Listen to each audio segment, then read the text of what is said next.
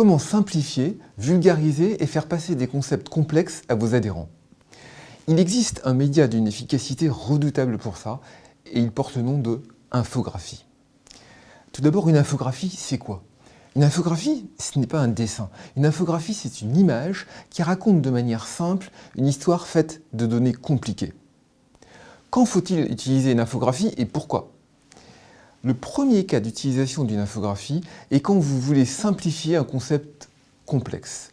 Le second cas d'utilisation d'une infographie est quand vous voulez faire passer un message qui découle de l'analyse de données d'une complexité importante. Dans tous les cas, la motivation suprême pour utiliser une infographie est de vouloir marquer les esprits. N'importe quel graphiste n'est pas capable de faire une infographie. Cela demande non seulement des compétences de design, mais également une structure de pensée en analyse, en synthèse.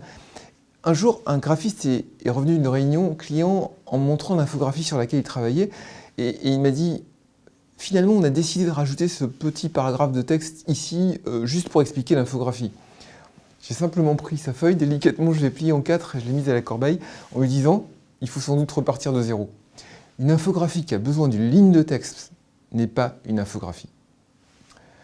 Le designer doit également comprendre les données complexes que vous allez lui transmettre, le message que vous voulez véhiculer, votre cible et l'impact que vous voulez provoquer. Et ça demande un ensemble de compétences complémentaires qui vont bien au-delà des compétences graphiques de base. Une infographie doit faire passer un message.